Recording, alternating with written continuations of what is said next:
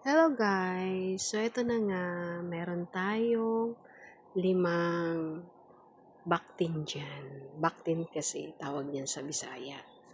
Sa Tagalog, biik. So meron tayo dyan 5 kapirasong biik.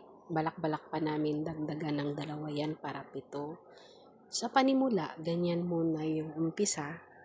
Tapos habang tumatagal, unti-unti ng padami hanggang maging pegiri na siya. Naks! So, wala namang masama kung mangarap ka. Habang nangangarap, gagawin mo syempre. So, step by step, meron ka nang ganyan. Kasi sa pagkakakitaan, hindi pwedeng harvest agad, pera agad. So, kailangan pag-aaralan mo yan. By proseso yan, by process yan. Habang meron ka ng ganyan, pag-aaralan mo kung paano yung palaki, paano ang gastos sa vitamins, pagkain, paano sila alagaan, kasi hindi basta-basta. May time na nagkakasakit din yan sila, parang tao. 'Di ba? Parang love life din. Pag di mo inalagaan, mawawala sa'yo. So, ganun din yung mga alagang biik, yung baktin na yan. So, dahil kami ay nag-uumpisa pa lang, so, kailangan mga ilang piraso muna. Kasi titingnan natin yan kung hanggang saan ang pagkain. Para ma-monitor ko kung gaano ba kagastos ang pagkain, kung kakayanin ba, in case na nag-harvest na tayo. Sa susunod, yung 5 madoble na or triple na kapag napag-aralan natin yung pagkain nila. Yun. At dahil dyan, sa layo niyan, wala naman ako dyan kasi sa Bisaya ko yan pinaalaga. So, kailangan yung pagkain talagang minomonitor mo. At dahil dyan sobrang layo nga, so pinaalaga lang natin yan. Ayan, buti na lang meron tayong mga pininsan, mga malalapit sa buhay natin na willing silang mag-alaga at sanay sa mga ganyan. Yan.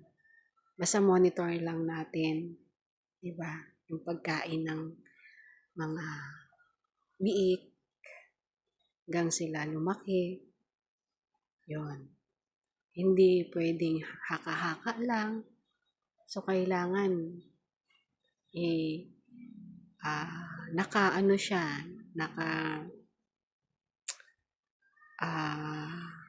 sulat maigi. Magmula umpisa, yung baby pa sila, hanggang, actually yan 3 months pa lang yan, 3 months, 3 weeks. Pero tingnan nyo, ang lulusog na nila, ang cute, di ba? Kasi malaking klaseng baboy yan eh. Nagre-rate yan ng 80 to 90 kilos sa 3 buwan. So, pwede na siyang i-dispose ng 3 months na siya. O, di ba, biruin mo. Ganun kadali pag mag-alaga ng isang biik. Yan. Ganun lang siya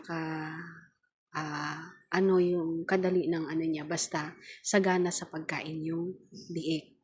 So, kailangan yung pagkain, hindi rin sila tinitipid. So, may balak pa naman kaming dagdagan ng 2 yan para maging 7 sila. O, titingnan natin kung anong magiging resulta. Diba? For now, ayan muna. Update ko kayo kapag lumalaki na at magkano ang ating gastos at magkano ating kinita. Ayan. Monitor natin yan para makikita natin. So, huwag kayong mag-alala. Diyan tayo magaling. Kaya, see you by January. Mga baktin, no? Magiging na kayo nun. Baboy na. Malaki na.